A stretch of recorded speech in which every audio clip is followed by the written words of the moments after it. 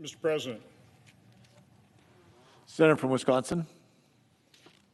Mr. President, I come to the floor of the Senate today to make a few points, to ask a few questions. First of all, can we all acknowledge that there's so much that we do not know about the coronavirus, about COVID, the disease, or about the COVID vaccines? Our response to COVID, as a result, has been in reaction to very imperfect information. So very early in the pandemic, I gave those individuals in a position to have to make very tough decisions with imperfect information, a great deal of latitude in making those tough calls. But over the course of the months, we have learned a lot. We've always been told to follow the science, but it sure seems our healthcare agencies, and as I refer to them, the COVID gods, the Dr. Fauci's of the world, the agency heads, the Biden administration, the mainstream media and the social media, they've never allowed second opinions. There's been one narrative, and they simply have not been willing to consider alternative measures. So a question I think we should all be asking ourselves is, did our response work? Over 780,000 Americans have lost their lives. The human toll of the economic devastation of the shutdowns, the year of lost learning to our children, the psychological harm to our children, the record overdose deaths, increase in suicides. I don't know how you can take a look at America's death rate. The last time I looked, it's a couple of weeks old, about 220 per 100,000 population. By the way, Sweden was at 145 per 100,000 a couple weeks ago. I don't see how anybody can take a look at the response imposed on our country by the COVID gods and say it was a success. So, acknowledging the fact that there's still so much we don't know, I would appreciate a little modesty on the part of the COVID gods. I would appreciate that we actually follow the advice that I've always heard when dealing with a serious medical condition. Get a second opinion. Get a third opinion. But as I said, that's not allowed. I think it also calls for a little respect for our fellow citizens. These are some tough decisions. They're tough decisions whether or not you want to get vaccinated. Even more gut-wrenching and tough decisions based on these idiotic and pointless vaccine mandates is, do I subject to the coercion, to the pressure, to the fear of reprisal, and take the jab or lose my job? These are tough decisions. I'm a big supporter of Operation Warp Speed. I've had every vaccination until this one because I had COVID. The COVID gods aren't acknowledging natural immunity. They're not acknowledging vaccine injuries. They're not acknowledging the fact that even if you are fully vaccinated, you can still get COVID. You can still transmit COVID. So what's the point of the mandates? But of course, that's not what we're getting from the COVID gods. Now, this weekend, something happened that's not unusual. My words were taken completely out of context, twisted, distorted, and I was relentlessly attacked. I'd like to respond to those attacks that were headlined, "Fauci calls Ron Johnson's aide comments preposterous." Fauci said, "I don't have any clue what he's talking about." Fauci blasts Ron Johnson for saying he overhyped AIDS. Preposterous. Anthony Fauci rips GOP Senator Ron Johnson's preposterous accusations he's overhyped COVID. So what did I say? That sounds terrible. Well, what I said was in response to a radio talk show host, Brian Kilmeade's question asking about the Omicron variant. He said, "It looks benign. I mean, mild symptoms, mostly people under 40. So I answered his question about Omicron, talking about Mueller's ratchet. It's a phenomenon.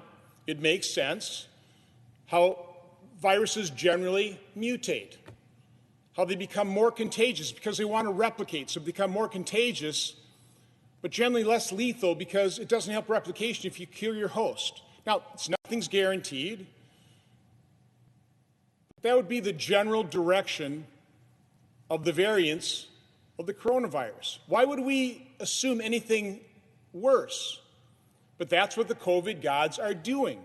They are assuming the worst. They are using every new variant to keep us in the state of fear that they have created to maintain control over our lives and rob us of our freedom, to impose freedom-robbing vaccine mandates, again, that are preposterous. There's a good use of that word. That are pointless, that are idiotic. But after talking about that state of fear, I went on to say, and by the way, Fauci did the exact same thing with AIDS. He overhyped it. Now, full stop. That is where the news media stopped. And then accused me falsely of downplaying AIDS. I have never, nor would I ever, downplay the tragedy that is AIDS, that is COVID. These are serious, deadly diseases. They've killed hundreds of thousands. I would never downplay them. When I said overhyped, I explained exactly what I was talking about in the next 6 words. I said he created all kinds of fear, saying it could affect the entire population when it couldn't. He's using the exact same playbook for COVID. And here's the key point that I want to talk about a little bit later. Ignoring therapy, pushing a vaccine. The solution to this pandemic, I've always thought, was early treatment. We still haven't robustly explored early treatment, and that's a travesty. Now, Dr. Fauci went on the show and said this criticism of him, creating a state of fear, is preposterous. But let's go to what he actually said back in May of 1983. Now, I was alive in May of '83. I understand how unsettling this new disease was. I understand the state of fear, the legitimate state of fear. But responsible health officials should not have stoked it, and Dr. Fauci did. He authored an article in the Journal of American Medical Association stating, quote, "The possibility that routine close contact, as within a family household, can spread the disease." He added, "If indeed the latter is true, then AIDS takes on an entirely new dimension. And then, if we add to this possibility that non-sexual, non-blood-borne transmission is possible, the scope of the syndrome may be enormous." Now, it's important to note, these aren't off-the-cuff comments. This was in a column he wrote with forethought. Dr. Fauci knew what a delicate time we were as the public's awareness of this disease was emerging, when people were already frightened by what they were hearing. He was in a position of authority. He knew what he said carried weight and would be disseminated, and it was. The following day, headlines. The United Press International published a story headlined, "Household Contact May Transmit AIDS." The next day, the Associated Press ran a story asking, "Does AIDS spread by routine contact?" The same day, the New York Times article read, quote, "Family contact studied in transmitting AIDS," and it invoked Fauci's article in discussing the possibility of transmission between family members. He stoked the fear, and it, quite honestly, continues to this day. He stigmatized AIDS patients for years with his fear-mongering. Now, less than 2 months later, in June of 1983, Dr. Fauci flip-flopped, and he publicly contradicted his own fear-mongering by stating, quote, "It is absolutely preposterous." He likes that word, by the way. "It is absolutely preposterous to suggest that AIDS can be contracted through normal social contact, like being in the same room with someone or sitting on a bus with them." I mean, you heard what he said 2 months earlier, right? If he felt it was so preposterous on June 26th, why had he raised the fear, stoked the fear, just 2 months earlier? Now, it's interesting, I just found out last night that not only did he write that article stoking the fear, he started giving interviews. I've seen an interview where he basically uses the exact same words, but now he denies it. He wants to deny the reality of what he said, what he did. He wants to rewrite history. And by the way, when it comes to the AIDS crisis, rewriting history, I'm not the only one that is accusing him of that. In an article published or updated last on December 6th in 2017 in the Huffington Post, in their comment platform, which I guess has since been taken down, an author of a book, his name is Sean Strub, wrote an article, wrote a blog for the Huff Post. The book Mr. Strub wrote was Body Counts, a memoir of politics, sex, AIDS, and survival. And he describes it as how he recounts how slow the federal government was in publicizing the use of Bactrim and other sulfa drugs to prevent PCP, which is the pneumonia that was then the leading killer of people with AIDS, in addition to its long time and well-known use to treat that type of pneumonia. So let me quote from Mr. Strub's article. He said, "Dr. Anthony Fauci is rewriting history. He is doing so to disguise his shameful role in delaying promotion of an AIDS treatment that would have prevented tens of thousands of deaths in the first years of the epidemic." The article goes on to say, in 1987, pioneering AIDS activist Michael Callan begged Fauci for help in promoting the use of Bactrim as PCP prophylaxis and issuing interim guidelines urging physicians to prophylax those patients deemed at high risk for PCP. The article goes on. Had Fauci listened to people with AIDS and the clinicians treating them, the doctors with the courage and compassion to treat AIDS patients, and responded accordingly, he would have saved thousands of lives.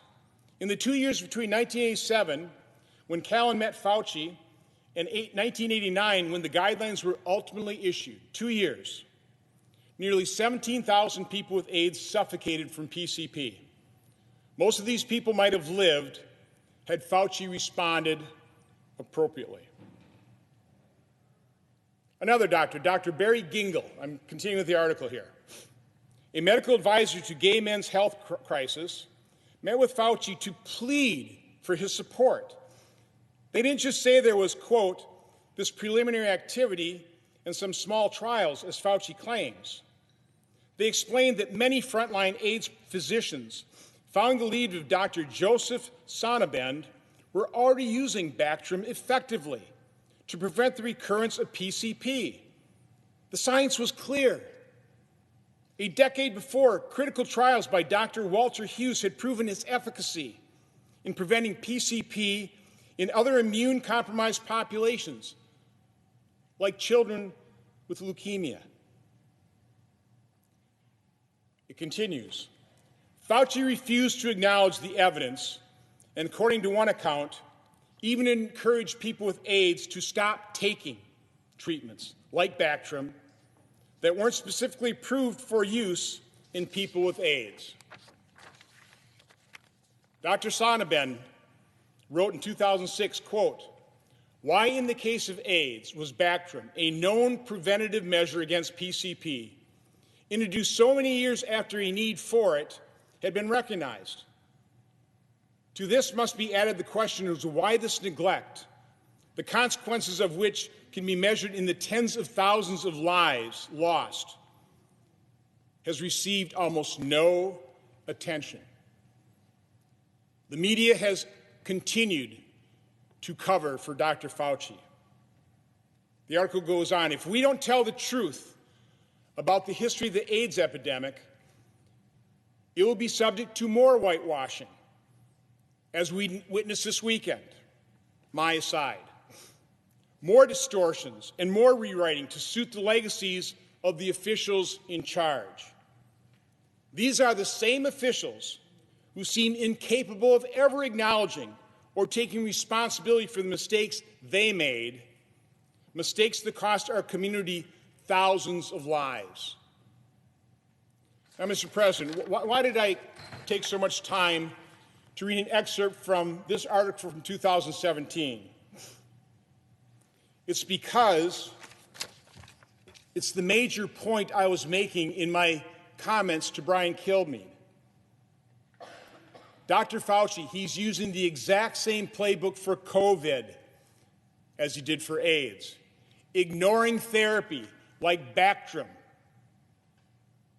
or the cornucopia of cheap, generic, repurposed drugs that are available, that are being used successfully to treat COVID and save lives.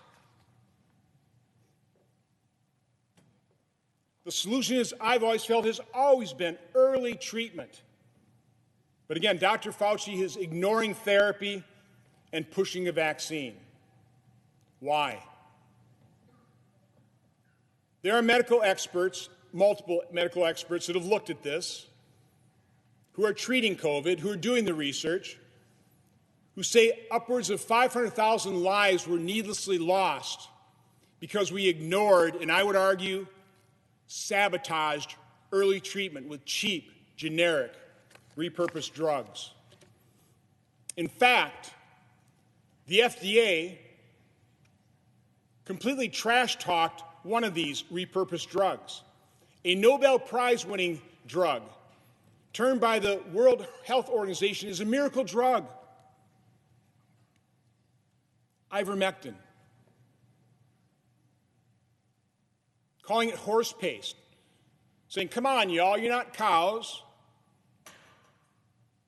Fake news stories saying that people are lining up, clogging hospitals because of overdoses of ivermectin, only to find out that is a completely false news story, like false studies published in medical journals that had to be withdrawn 2 weeks later, early in the pandemic, which also poisoned the use of some of these repurposed drugs. Let's take a look at some facts. Let's take a look at some facts that when I go on media and I describe these facts, I'm censored by the COVID gods.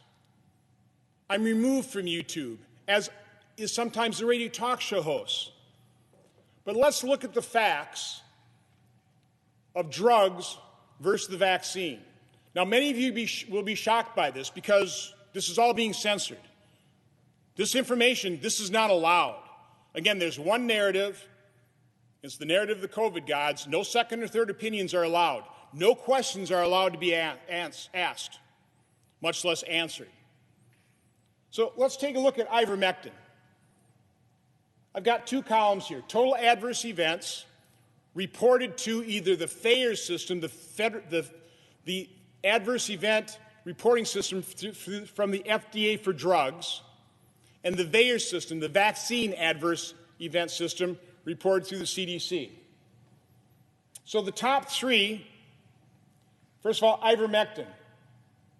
Over 26 years of reporting. Ivermectin has about 3,756 adverse events reported in through FAERS. That averages, and by the way, so that's adverse events. In terms of deaths, it averages about 15 reports of deaths per year.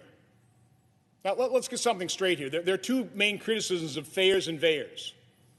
It doesn't prove causation, I get that, but it also dramatically understates the adverse events.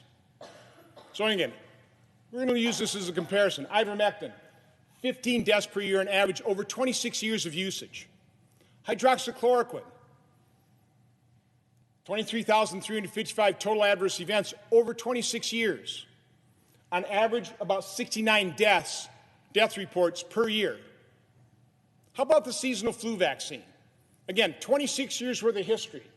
198,776 total adverse events reported on VAERS, but an average of 80 deaths per year for the seasonal flu vaccine. I mean, I look at these and I go, these are pretty safe drugs. No drug is 100% safe. No human body is exactly the same. But you have to look at these drugs as having a very safe and reliable safety profile. So, if you have COVID, and let's face it, the current NIH guideline on COVID is to do nothing. Go home, afraid, alone, isolate yourself, hope you don't get so sick you have to check yourself into hospital. The only thing they are recommending for use is monoclonal antibodies. Try and get those.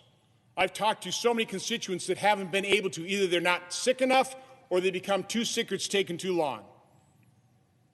So virtually the NIH guideline continues to this day do nothing. Now, quick aside, how many other diseases is that the recommendation? Isn't it always early detection, allows for early treatment, produces better outcome?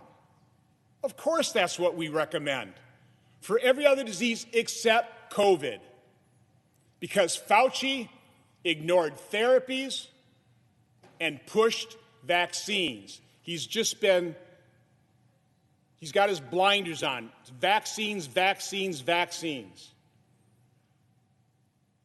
And then they scaremonger both ivermectin and hydroxychloroquine.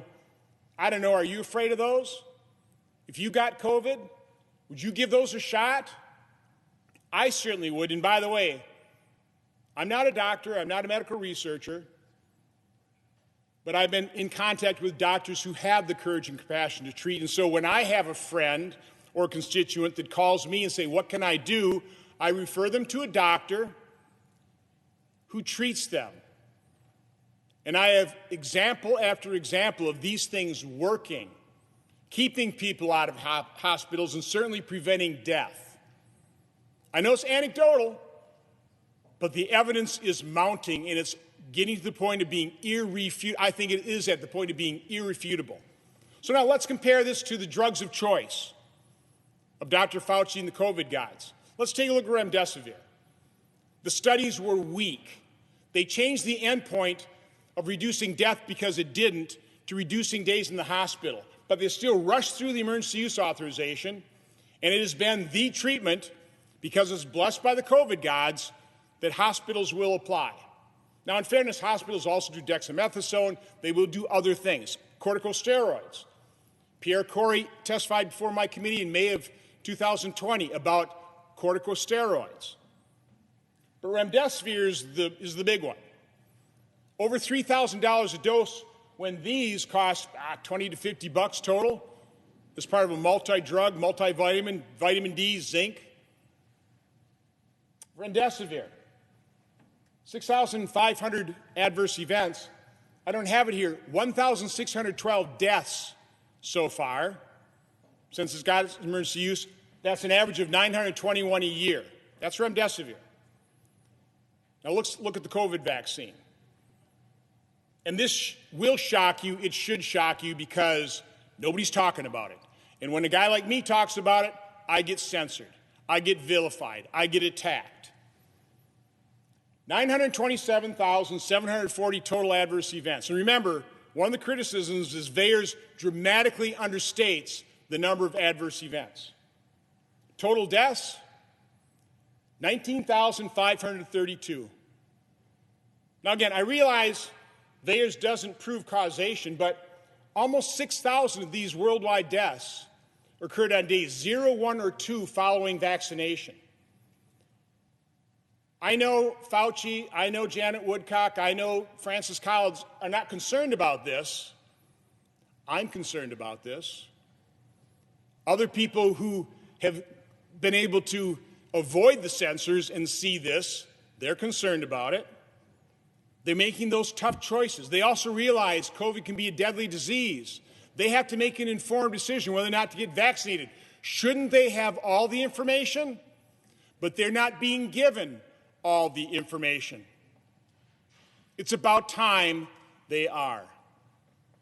Now, Mr. President, let me conclude by just asking for the audience, really, why do I continue to push these truths, and they are truths? There's no misinformation up here. This is the truth. These aren't my numbers. This isn't my data. This is the CDC and the FDA's data. Why do I continue to talk about these things when I get attacked, when I get vilified, when I get ridiculed, when I get censored? It's pretty simple. It's because I've acknowledged the vaccine injured. I've held events to let them tell their stories. Like little Maddie DeGarry, 12 years old, now she's 13. She participated in the Pfizer trial. She's in a wheelchair. She can't eat. She has a feeding tube. Pfizer has ignored her, cast her aside. They're not paying for her medical bills. That's a scandal right then and there. Brianne Dressen participated in the AstraZeneca file. Paralyzed from the waist down. Fortunately, she's got her legs function back. But she's not whole. She's not cured. Ernest Ramirez, he lost his only son, his best friend. He's a single dad. I've given the vaccine injured, the survivors, I've given them a forum to tell their stories, and the media just shrugs. All they want is to be seen and heard and believed so they can be cured, or so they can prevent other people from experiencing their trauma. The real reason I continue to tell the truth, although I'm attacked, is because not only have I given these individuals a forum to tell their stories, but I've seen their tears. I've hugged the vaccine injured, the surviving spouses, the surviving parents, the surviving children. Why won't we acknowledge these truths? Why won't we acknowledge the vaccine injured? Until we do, until we acknowledge what the root cause of their illness might be, how is there any hope of healing them? So again, Our response to COVID has been a miserable failure. We must acknowledge that. We can't deny reality. We need to embrace early treatment because we are going to continue to need early treatment. The vaccines aren't 100% guaranteed effective. New variants will emerge. We're going to have to treat. Better start now, and might as well give these cheap, generic, widely available drugs a shot. With that, Madam President, I yield the floor.